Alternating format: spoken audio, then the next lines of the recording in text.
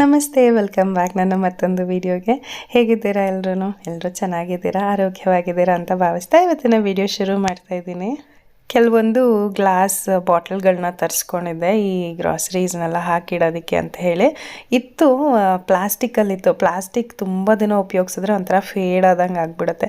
ಹಾಗಾಗಿ ಟಾಲ್ ಯೂನಿಟಲ್ಲಿ ಇದ್ದಂಥ ಪ್ಲಾಸ್ಟಿಕ್ನೆಲ್ಲ ತೆಗೆದಾಕ್ಬಿಟ್ಟು ಪೂರ್ತಿ ಗ್ಲಾಸ್ ಮಾಡಿಬಿಡೋಣ ಅಂತ ಹೇಳಿ ಈ 6 ಪೀಸ್ ಸೆಟ್ ಇದನ್ನು ತರಿಸ್ಕೊಂಡಿದ್ದೆ. ವುಡನ್ ಮುಚ್ಚಳ ಇರೋ ಥರ ಆಲ್ಮೋಸ್ಟ್ ಎಲ್ಲ ಗ್ಲಾಸ್ ಬಾಟಲ್ಗಳನ್ನೇ ಇಟ್ಕೊಂಡಿದ್ದೀನಿ. ಒಂದು 6-7 ಮಾತ್ರ ಪ್ಲಾಸ್ಟಿಕ್ ಡಬ್ಬಗಳು. ಅದು ಯಾರ ಮನೇಲೋ ರಿಟರ್ನ್ ಗಿಫ್ಟ್ ಕೊಟ್ಟಿದ್ದು. ಹಾಗಾಗಿ ಅದನ್ನು ಉಪಯೋಗಿಸ್ತಿದ್ದೆ ಇಷ್ಟು ದಿನ. ಅದೊಂದು ಸ್ವಲ್ಪ ಹಳೆಯದಾದಂಗೆ ಆಯಿತು. ಹಾಗಾಗಿ ಅದನ್ನು ತೆಗೆದು ಹಾಕ್ಬಿಟ್ಟು ಈಗ ಹೊಸ ಗ್ಲಾಸ್ ಬಾಟಲ್ನ ತರಿಸ್ಕೊಂಡಿದ್ದೀನಿ. ಇದು ಬಂದು ಆಲ್ಮೋಸ್ಟ್ ಒಂದು 2 ದಿನ ಆಯಿತು, ಓಪನೇ ಮಾಡಿರಲಿಲ್ಲ. ಸರಿ, ಇವತ್ತು ನಮ್ಮ ಅನಿರುದ್ಧನ ಮಲಗಿಸಿ ನಾನು ಸಮನ್ವಿ ಇಬ್ಬರು ಎಲ್ಲ ತೆಗಿತಾ ಇದ್ದೀವಿ. ಯಾವುದಾದ್ರೂ ಪಾರ್ಸಲ್ ಬಂತಂದರೆ ಫಸ್ಟು ತೆಗೆದು ನೋಡ್ಬಿಡ್ಬೇಕು ಅದರಲ್ಲಿ ಏನಿದೆ ಅಂತ ಹೇಳಿ. ಅಂದರೆ ನಾವೇ ಆರ್ಡ್ರ್ ಮಾಡಿರ್ತೀವಿ, ಆದರೂ ಅದು ಬಂದಿರೋದು ಕ್ವಾಲಿಟಿ ನಾವು ನೋಡ್ದಂಗೆ ಇದೆಯಾ ಏನೋ ಎತ್ತ ಅಂತ ತುಂಬ ಕುತೂಹಲ ಇರುತ್ತೆ. ಆದರೆ ಇತ್ತೀಚೆಗೆ ಏನಾಗೋಗಿದೆ, ಪಾರ್ಸಲ್ ಬಂದ ತಕ್ಷಣ ತೆಗಿಯೋದಕ್ಕಾಗೋದಿಲ್ಲ. ಸೊ ಎಲ್ಲೋ ಒಂದು ಕಡೆ ಸೈಡಲ್ಲಿ ಇಟ್ಟಿರ್ತೀನಿ, ಯಾವಾಗ ಸಮಯ ಆಗುತ್ತೋ ಆಗ ತೆಗೆದು ನೋಡೋದು. ನಮ್ಮ ಅನಿರುದ್ಧ ಮಲಗಿದ್ದಾನೆ ಅಂದ ತಕ್ಷಣವೇ ಸಾಕು, ಏನೇನು ಕೆಲಸ ಬಾಕಿ ಇದೆಯೋ ಎಲ್ಲ ಒಟ್ಟಿಗೆ ನೆಪ್ಕೊಂಡ್ಬಂದ್ಬಿಡುತ್ತೆ. ಯಾವ್ದು ಫಸ್ಟ್ ಶುರು ಮಾಡೋದು ಯಾವ್ದು ಮುಗಿಸೋದು ಅನ್ನೋದೇ ಗೊತ್ತಾಗೋದಲ್ಲ. ಬಯೋದಲ್ಲಿ ಆ 2 ಅವರ್ಸ್ ಮಲಗ್ತಾನೆ ಮಧ್ಯಾಹ್ನದ ಹೊತ್ತು. ಆ 2 ಅವರ್ಸಲ್ಲಿ ಏನೇನು ಕೆಲಸ ಮಾಡ್ಕೊಳ್ಬೇಕು ಅಂತ ಬೆಳಗ್ಗೆನೇ ಲಿಸ್ಟ್ ಹಾಕಿ ಇಟ್ಕೊಂಡ್ಬಿಟ್ಟಿರ್ತೀನಿ. ಅದನ್ನೆಲ್ಲ ಮಾಡಿ ಮುಗಿಸ್ಬಿಡ್ಬೇಕು. ಸೆಂಟ್ರಲ್ ಭಯ ಬೇರೆ, ಎಲ್ಲಿ ಎದ್ಬಿಡ್ತಾನೋ, ಎದ್ಬಿಟ್ರೆ ಎಲ್ಲಿ ಕೆಲಸ ಅರ್ಧಕ್ಕಾಗ್ಬಿಡುತ್ತೋ ಅನ್ನೋದೇ ಮೈಂಡಲ್ಲಿ ಓಡ್ತಾ ಇರುತ್ತೆ. ಮತ್ತು ನಿಮ್ಮಲ್ಲಿ ಸುಮಾರು ಜನ ನನ್ನ ಹೊಸ ಫ್ರಿಡ್ಜ್ ಬಗ್ಗೆ ಕೇಳ್ತಾ ಇದ್ರಿ, ಯಾವಾಗ ತೋರಿಸ್ತೀರಾ ಫ್ರಿಡ್ಜು, ಮತ್ತು ಎಷ್ಟು ಬೆಲೆ, ಮತ್ತು ಎಷ್ಟೊಂದು ಕ್ವೆಶನ್ಸ್ ಇತ್ತಲ್ವ ನಿಮಗೆ. ಸೊ ಇವತ್ತು ತೋರಿಸ್ತೀನಿ ಯಾವ ಫ್ರಿಡ್ಜ್ ತೊಗೊಂಡಿದ್ದೀನಿ ಅಂತ ಹೇಳಿ. ಹೊಸ ಫ್ರಿಡ್ಜ್ಗೆ ನಮ್ಮ ಮನೇಲಿ ನನಗಿಂತ ಹೆಚ್ಚಾಗಿ ನಮ್ಮ ಸಮನ್ವಿ ಜಾಸ್ತಿ ಎಕ್ಸೈಟ್ಮೆಂಟು.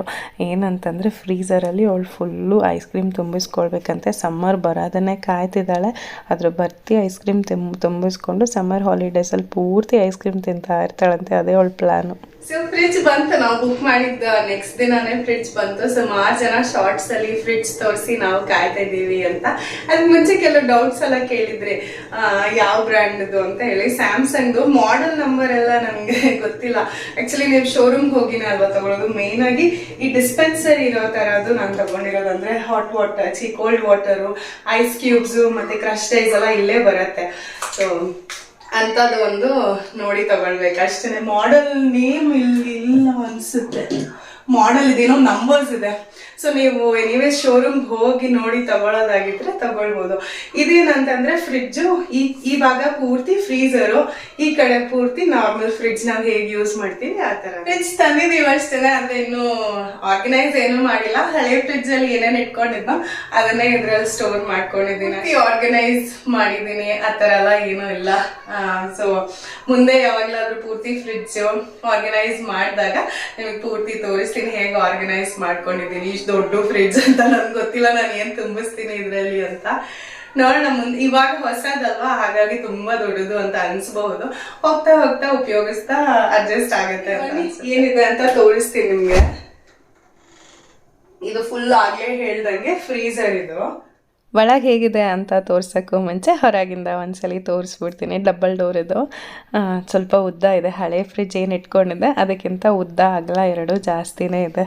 ನನಗಿಂತ ಹೆಚ್ಚಾಗಿ ಜಾನುಗೆ ತುಂಬ ಇಷ್ಟ ಆಯ್ತು. ಈ ಮನೆಗೆ ಶಿಫ್ಟ್ ಆದಾಗಿಂದನೂ ಹಿಡಿದು ಹೊಸ ಫ್ರಿಡ್ಜ್ ತೊಗೊಂಡ್ಬಿಡು ಅಂತ ಹೇಳ್ತಾನೆ ಇದ್ದರು.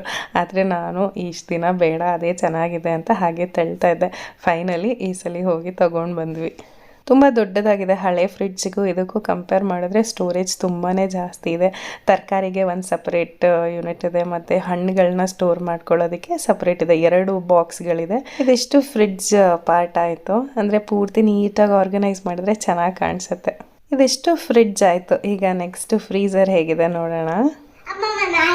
ಹಾಂ ಸರಿ ಹೇಳಿ.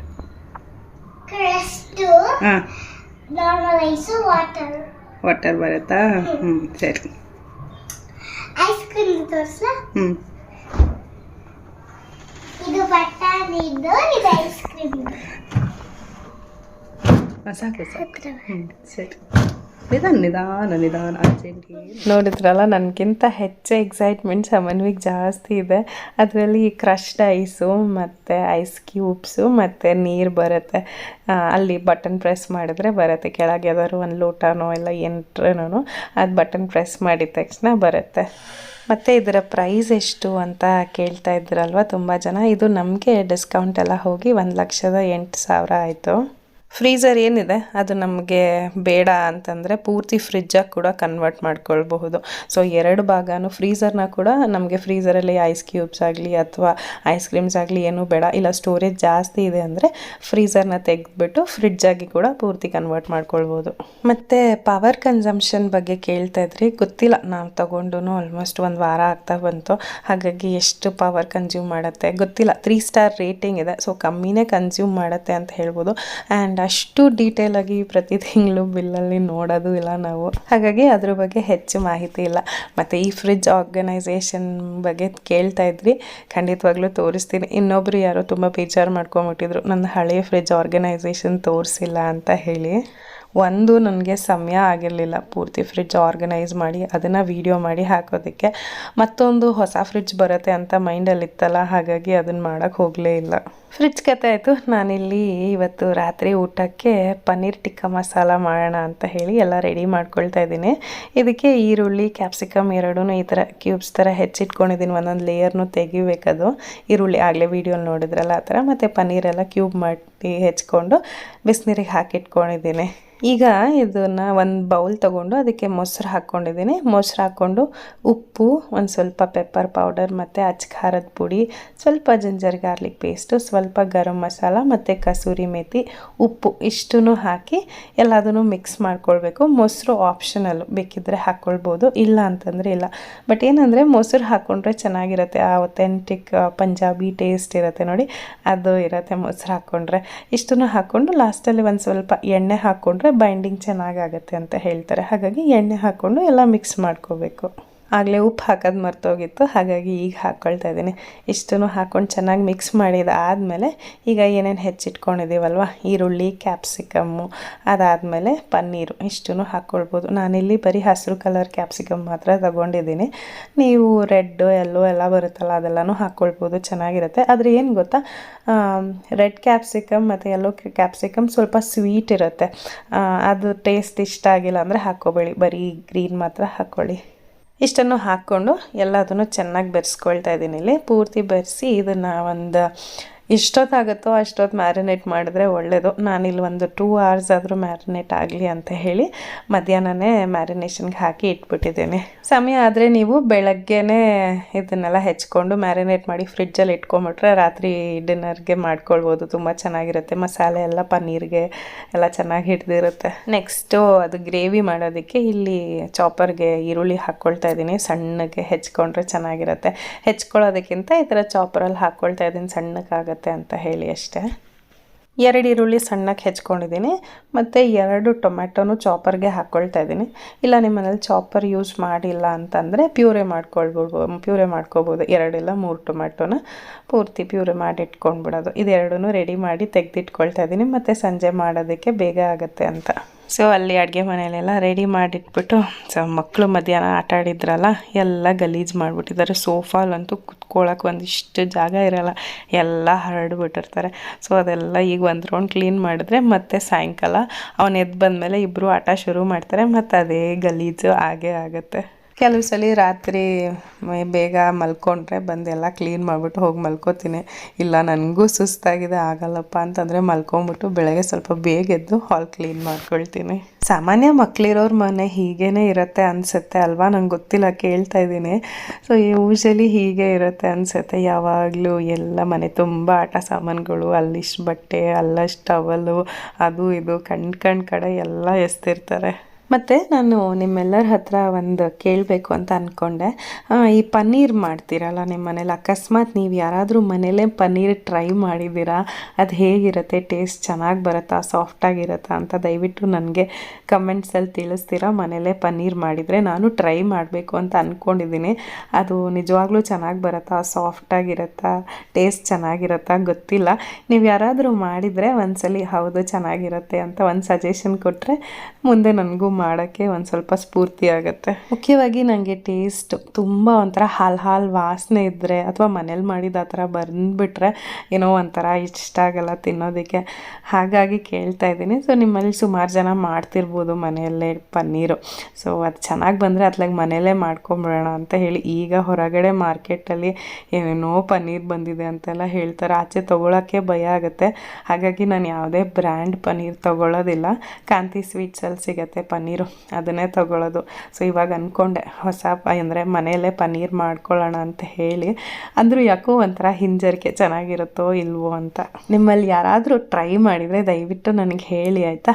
ನಾನು ಅದನ್ನು ಮಾಡಿ ನೋಡ್ತೀನಿ. ಅಕಸ್ಮಾತ್ ಇಲ್ಲ ಅಂತಂದರೆ ಇನ್ನೊಂದ್ಸಲಿ ನಾನೇ ಟ್ರೈ ಮಾಡಿ ನೋಡ್ತೀನಿ.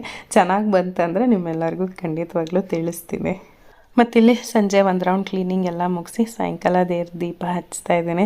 ಇನ್ನೂ ನಮ್ಮ ಗುಂಡಣ್ಣ ಇವತ್ತು ಏನೋ ಎದ್ದೇ ಇಲ್ಲ. 4 ಗಂಟೆಗೆ ಮಲಗಿದವನು 6 ಗಂಟೆ 6:15 ಆದ್ರೂ ಇನ್ನೂ ಎದ್ದಿರಲಿಲ್ಲ. ಸರಿ ದೀಪ ಹಚ್ಚಿದ್ಮೇಲೆ ಸಮನ್ವಿ ಕೂತ್ಕೊಂಡು ಸಂಜೆ ಹೊತ್ತು ಸಾಮಾನ್ಯ ಹೋಮ್ವರ್ಕ್ ಬರ್ಕೋತಾಳೆ. ಇಲ್ಲ ಅಂತಂದರೆ ಏನಾದರೂ ದೇವ್ರ ಹಾಡು ಹಾಕ್ಕೊಂಡು ಅವಳ ಪಾಡಿಗಳು ಏನೋ ಹಾಡು ಹೇಳ್ಕೊಳ್ಳೋದು, ಡ್ಯಾನ್ಸ್ ಮಾಡೋದು ಮಾಡ್ತಿರ್ತಾಳೆ. ಸಿನ್ಸ್ ಇವಾಗ ಸ್ಕೂಲಲ್ಲಿ ಹೋಮ್ವರ್ಕ್ ಇತ್ತು, ಸ್ವಲ್ಪ ಜಾಸ್ತಿನೇ ಇತ್ತು. ಹಾಗಾಗಿ ಕೂತ್ಕೊಂಡು ಹೋಮ್ವರ್ಕ್ ಬರ್ಕೋತಾ ಇದ್ದಾಳೆ. ಅವ್ನು ಮಲಗಿದ್ದಾಗಲೇ ಹೋಮ್ವರ್ಕ್ ಮುಗಿಸ್ಬಿಟ್ರೆ ನಮಗೂ ಸ್ವಲ್ಪ ನಿರಾಳ, ಇಲ್ಲಾಂದ್ರೆ ಅವ್ನು ಬಂದು ಡಿಸ್ಟರ್ಬ್ ಮಾಡ್ತಾ ಇರ್ತಾನೆ. Circle national flower of India. ಯಾವುದು ನ್ಯಾಷನಲ್ ಫ್ಲವರ್ ಆಫ್ ಇಂಡಿಯಾ? ಹಂಗಂದ್ರೆ ಲೋಟಸ್. Very good. ಸರ್ಕಲ್ ಮಾಡಿ.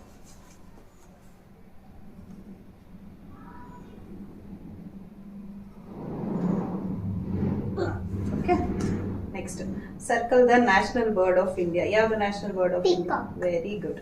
ಸರ್ಕಲ್ ಮಾಡಿ. Next circle the national fruit of India. ಯಾವುದು? Mango. Mango. Very good. Good. Next page ಇದೆಯಾ? ಇಲ್ಲ, ಇದು ಕಲರಿಂಗ್ ಮಾಡ್ಬಿಡ್ತೀನಮ್ಮ. ಇರು ಅಮ್ಮ, ನೋಡ್ತಿದ್ದೀನಿ. ಇದು ಮೇಕ್ 5 ವರ್ಡ್ಸ್. ಓ, ಇದು ವರ್ಡ್ಸ್ ಮಾಡಬೇಕು. ಇದೊಂದು ಪೇಜು ಕಲರಿಂಗ್ ತಗೊಂಡ್ ಬಂದಿಲ್ಲ. ಆರೆಂಜ್. Saffron white. ಆ ವೈಟ್ ಹಂಗೆ ಬಿಟ್ಬಿಡ್ಲಾ? Saffron white green blue. Blue. Ashoka Chakra. ನಾನು ಬರ್ತೀನಿ. ಇಲ್ಲಿ ಯಾವ ಕಲರ್ ಹಾಕ್ಬೇಕು ಹೇಳು? ಇದು ಪರ್ಪಲ್. ಅದಿಲ್ಲ, ಅಲ್ಲಿ ಮಾಡ್ಬೇಡ, ಇಲ್ಲಿ ತಾನೆ. It's okay. ಪರ್ಪಲ್ ಅಲ್ಲ, ಅದು ಬ್ಲೂನೇ. ಅದು ಕರೆಕ್ಟ್. ಬ್ಲೂ ಅಂದ್ರೆ ಲೈಟ್ ಬ್ಲೂ ಅಲ್ಲಮ್ಮ, ಅಲ್ಲಿ ನೇವಿ ಬ್ಲೂ ಕರೆಕ್ಟ್ ಆಗಿದೆ. ಸರಿ, ಇಲ್ಲಿಗೆ ಯಾವ ಕಲರ್ ಮಾಡ್ತೀಯಾ? ಆರೆಂಜ್. ಇಲ್ಲಿಗೆ ಗ್ರೀನ್. Very good. ಇಲ್ಲಿ ಬ್ರೌನ್ ಮಾಡ್ಬಿಡು. ಆಯ್ತು. ಮಾಡ್ತಿರ್ತೀಯಾ? ಬರ್ತೀನಿ. ಕಲರಿಂಗು ಮತ್ತು ಈ ಪ್ರಾಜೆಕ್ಟ್ ವರ್ಕ್ ಅಂದರೆ ಕಟ್ ಮಾಡಿ ಸ್ಟಿಕ್ ಮಾಡೋದು, ಆ ಥರ ಹೋಮ್ವರ್ಕ್ ಎಲ್ಲ ಇದ್ದರೆ ಇವಳಿಗೆ ತುಂಬ ಇಷ್ಟ ಆಗುತ್ತೆ. ಚೆನ್ನಾಗಿ ಕೂತ್ಕೊಂಡು ಇಂಟ್ರೆಸ್ಟಿಂದ ಮಾಡ್ತಿರ್ತಾಳೆ. ಸಮನ್ವಿ ಹೋಮ್ವರ್ಕ್ ಮುಗಿಸೋ ಅಷ್ಟರಲ್ಲಿ ಸರಿ ನಾನು ರಾತ್ರಿ ಡಿನ್ನರ್ ರೆಡಿ ಮಾಡಿಬಿಡೋಣ ಅಂತ ಹೇಳಿ ಅಡುಗೆ ಮನೆಗೆ ಬಂದೆ.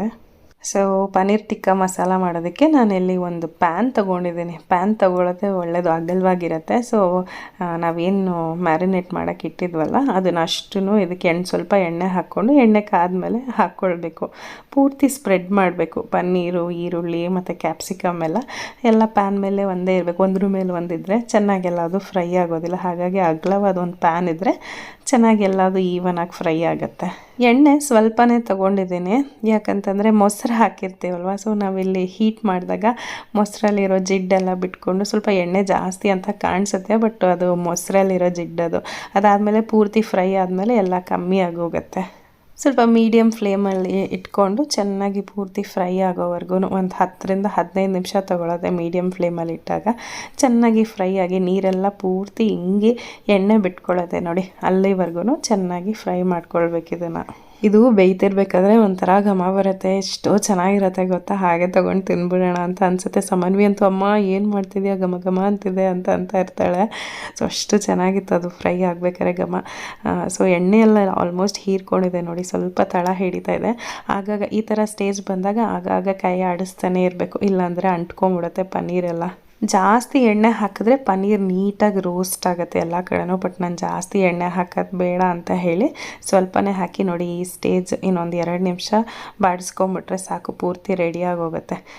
ಇಷ್ಟಾದರೆ ಸಾಕು. ತುಂಬ ಎಣ್ಣೆ ಹಾಕ್ಕೊಂಡು ನಿಮ್ಗೆ ಪೂರ್ತಿ ಪನ್ನೀರೆಲ್ಲನೂ ಫ್ರೈ ಆಗಬೇಕಂದ್ರೆ ಹಾಕ್ಕೊಳ್ಬೋದು, ಬಟ್ ನನಗಿಷ್ಟೇ ಸಾಕು.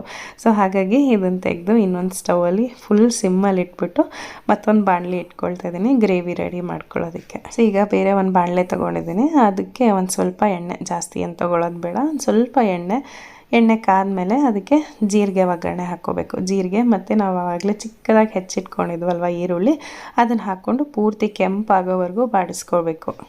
ಇದಕ್ಕೇನು ನಾನು ಶುಂಠಿ ಬೆಳ್ಳುಳ್ಳಿ ಪೇಸ್ಟ್ ಇಲ್ಲಿ ಹಾಕಿಲ್ಲ, ಆದರೆ ಮ್ಯಾರಿನೇಷನಲ್ಲಿ ಶುಂಠಿ ಬೆಳ್ಳುಳ್ಳಿ ಪೇಸ್ಟ್ 1 ಚಮಚ ಹಾಕಿದ್ದೆ. ಬಹುಶಃ ಹೇಳೋದು ಮರ್ತೋಗಿದ್ದೀನಿ. ಸೊ ನೀವು ಮ್ಯಾರಿನೇಟ್ ಮಾಡಬೇಕಾದ್ರೆ ಒಂದೇ ಒಂದು ಚಿಕ್ಕ ಚಮಚದಷ್ಟು ಶುಂಠಿ ಬೆಳ್ಳುಳ್ಳಿ ಪೇಸ್ಟ್ ಹಾಕ್ಕೊಂಡು ಮ್ಯಾರಿನೇಟ್ ಮಾಡ್ಕೊಳ್ಳಿ, ಆಯಿತಾ. ಮತ್ತು ಈರುಳ್ಳಿ ಕೆಂಪಾದಮೇಲೆ ಟೊಮೆಟೊ ಪ್ಯೂರಿ ಏನಿದೆ ಅದನ್ನು ಹಾಕ್ಕೊಳ್ಬೇಕು. ಟೊಮೆಟೊ ಪೂರ್ತಿ ಬಾಡಿಸ್ಕೊಂಡಿದ್ದು ಆದಮೇಲೆ ಇದಕ್ಕೆ ಇಲ್ಲಿ ಸ್ವಲ್ಪ ಮಸಾಲೆಗಳನ್ನ ಆ್ಯಡ್ ಮಾಡಬೇಕು. ಒಂದು ಸ್ವಲ್ಪ ಅರಿಶಿನ, ಅಚ್ಚ ಖಾರದ ಪುಡಿ, ಸ್ವಲ್ಪ ಗರಂ ಮಸಾಲ ಇಷ್ಟನ್ನು ಹಾಕ್ಕೊಂಡು ಚೆನ್ನಾಗಿ ಮತ್ತೊಂದು ಸಲ ಬಾಡಿಸ್ಕೊಳ್ಬೇಕು. ಅದಾದಮೇಲೆ ಇದಕ್ಕೆ ಸ್ವಲ್ಪ ನೀರು ಹಾಕ್ಕೊಳ್ಬೇಕು. ಗ್ರೇವಿ ಕನ್ಸಿಸ್ಟೆನ್ಸಿ ಬೇಕಂದರೆ ಜಾಸ್ತಿ ಹಾಕ್ಕೊಳ್ಳಿ, ಇಲ್ಲ ಸ್ವಲ್ಪ ಡ್ರೈ ಆಗಿ ಚೆನ್ನಾಗಿರುತ್ತೆ ಅಂತಂದರೆ ಕಮ್ಮಿ ನೀರು ಹಾಕ್ಕೊಳ್ಬೇಕು. ನಾನಿಲ್ಲಿ ಒಂದು ಅರ್ಧ ಗ್ಲಾಸ್ ಅಷ್ಟೇ ನೀರು ಹಾಕ್ಕೊಂಡಿದ್ದೀನಿ. ನೀರು ಹಾಕ್ಕೊಂಡು ಸ್ವಲ್ಪ ಕುದಿಸ್ಕೋಬೇಕು. 1 ರಿಂದ 2 ಕುದಿ ಬಂದಾಗ ರುಚಿಗೆ ಎಷ್ಟು ಬೇಕೋ ಅಷ್ಟು ಉಪ್ಪು ಹಾಕ್ಕೊಳ್ಬೇಕು. ಇದಿಷ್ಟು ಗ್ರೇವಿಗೆ. ಅಲ್ಲಿ ಆಲ್ರೆಡಿ ನಾವು ಫ್ರೈ ಮಾಡ್ಕೊಳ್ಳೋದಕ್ಕೆಲ್ಲ ಹಾಕಿದ್ವಲ್ಲ, ಅದಕ್ಕೇನು ಬೇಡ. ಇಲ್ಲಿ ಗ್ರೇವಿಗೆ ಎಷ್ಟು ಉಪ್ಪು ಬೇಕೋ ಅಷ್ಟು ಉಪ್ಪು ಹಾಕ್ಕೊಂಡು ಮತ್ತು ಕಸೂರಿ ಮೇಥಿ ಒಂದು ಸ್ವಲ್ಪ, ಈ ರೆಸಿಪಿಗೆ ಸ್ವಲ್ಪ ಕಸೂರಿ ಮೇಥಿ ಜಾಸ್ತಿನೇ ಹಾಕ್ಕೊಳ್ಬೇಕು. ರುಚಿ ಮತ್ತು ಘಮ ಎರಡೂ ತುಂಬ ಚೆನ್ನಾಗಿರುತ್ತೆ. ಇಷ್ಟು ಹಾಕ್ಕೊಂಡು 2 ನಿಮಿಷ ಕುದಿಸ್ಕೊಂಡಿದ್ದಾದಮೇಲೆ ಫ್ರೈ ಮಾಡಿಟ್ಕೊಂಡಿರ್ತೀವಲ್ವ ಪನ್ನೀರು, ಕ್ಯಾಪ್ಸಿಕಮ್, ಈರುಳ್ಳಿ ಅದೆಲ್ಲನೂ ಈ ಗ್ರೇವಿಗೆ ಹಾಕ್ಕೊಳ್ಬೇಕು. ಹಾಕ್ಕೊಂಡು ಜಾಸ್ತಿ ಹೊತ್ತು ಏನು ಕುದಿಸ್ಬೇಕಾಗಿಲ್ಲ. ಹಾಕ್ಕೊಂಡು 1-2 ನಿಮಿಷ ಚೆನ್ನಾಗಿ ಮಸಾಲೆ ಮತ್ತು ಪನ್ನೀರ್ ಅದೆಲ್ಲನೂ ಹೊಂದ್ಕೊಳ್ಳೋವರೆಗೂ ಚೆನ್ನಾಗಿ ಬೆರೆಸ್ಕೋಬೇಕು. ಅದಾದಮೇಲೆ ಇದಕ್ಕೆ ಒಂಚೂರು ಫ್ರೆಶ್ಶಾಗಿ ಕಟ್ ಮಾಡಿದಂಥ ಕೊತ್ತಂಬರಿ ಸೊಪ್ಪು ಹಾಕಿ 1 ನಿಮಿಷ 2 ನಿಮಿಷ ಬಾಡಿಸ್ಕೊಂಬಿಟ್ರೆ ಸಾಕು. ಪನ್ನೀರ್ ಟಿಕ್ಕಾ ಮಸಾಲ ರೆಡಿಯಾಗಿ ಹೋಗುತ್ತೆ. ನಮ್ಮ ಮನೇಲಿ ಸಾಮಾನ್ಯ ಇದನ್ನು ಚಪಾತಿ ಜೊತೆನೇ ತಿನ್ನೋದು. ನಾನು ಯಾವತ್ತೂ ಕುಲ್ಚಾ, ನಾನ್ ಅದೆಲ್ಲ ಯಾವತ್ತೂ ಟ್ರೈ ಮಾಡಿಲ್ಲ. ಸೊ ಫಸ್ಟ್ ಥಿಂಗ್ ಅದು ಮೈದಾಲ್ಲಿ ಮಾಡೋದು ನಾಟ್ ಹೆಲ್ದಿ ಅಂತ ಒಂದು, ಮತ್ತು ಅದಕ್ಕೆ ಈಸ್ಟ್ ಎಲ್ಲ ಹಾಕಬೇಕು. ಸೊ ಅದು ಬೇಡವೇ, ಅದ್ರ ಸವಾಸನೆ ಬೇಡ ಅಂತ ಹೇಳಿ ಅದು ಯಾವುದೂ ಮನೇಲಿ ಮಾಡಲ್ಲ. ಯಾವಾಗಲಾದರೂ ರೆಸ್ಟೋರೆಂಟ್ ಹೋದಾಗ ತಿಂತೀವಿ. ಹಾಗಾಗಿ ಮನೇಲಿ ಅದು ಯಾವುದೂ ಮಾಡಲ್ಲ. ಚಪಾತಿ ಜೊತೆ ಇದನ್ನು ತಿಂತೀವಿ, ತುಂಬ ಚೆನ್ನಾಗಿರುತ್ತೆ. ಅಡುಗೆ ಎಲ್ಲ ಮಾಡಿ ಮುಗಿಸೋ ಅಷ್ಟರಲ್ಲಿ ನಮ್ಮ ಅನಿರುದ್ಧ ಎದ್ದು ಒಂದು ಸ್ವಲ್ಪ ಹೊತ್ತು ಕೂತಿದ್ದ. ಸುಮ್ಮನೆ ಕೂತಿರ್ತಾನೆ, ನಿದ್ದೆ ಮಾಡಿದ್ದೆ. ಅವರಪ್ಪ ಬಂದ ತಕ್ಷಣ ಮೂಡ್ ಸಡನ್ನಾಗಿ ಚೇಂಜ್ ಆಗಿಬಿಡುತ್ತೆ. ಫುಲ್ ಎಕ್ಸೈಟ್ಮೆಂಟು, ಆಟ ಎಲ್ಲ ಆವಾಗಲಿಂದನೇ ಶುರು. ಮತ್ತಿನ್ನು ರಾತ್ರಿ 9 ಗಂಟೆ 9:15ವರೆಗೂ ಹೀಗೆ ಒಂಥರಲೇ ಆ ತುಂಟಾಟಗಳು ನಡೀತಾ ಇರುತ್ತೆ. ಮತ್ತು ಇವತ್ತಿನ ವ್ಲಾಗ್ನ ಇಲ್ಲೇ ಮುಗಿಸ್ತಾ ಇದ್ದೀನಿ. ಐ ಹೋಪ್ ಇವತ್ತಿನ ವಿಡಿಯೋ ನಿಮ್ಮೆಲ್ಲರಿಗೂ ಇಷ್ಟ ಆಗಿದೆ ಅಂತ ಅಂದ್ಕೊಳ್ತೀನಿ. ಇಷ್ಟ ಆಗಿದ್ರೆ ಲೈಕ್ ಮಾಡಿ, ಕಮೆಂಟ್ಸ್ ತಪ್ಪದಂಗೆ ತಿಳಿಸಿ ಹೇಗೆ ಅನಿಸ್ತು ಇವತ್ತಿನ ವಿಡಿಯೋ ಅಂತ. ಮತ್ತೆ ಸಿಗ್ತೀನಿ ನಿಮ್ಮೆಲ್ಲರಿಗೂ ಮುಂದಿನ ವಿಡಿಯೋನಲ್ಲಿ. Okay, until then take care, ಬಾಯ್.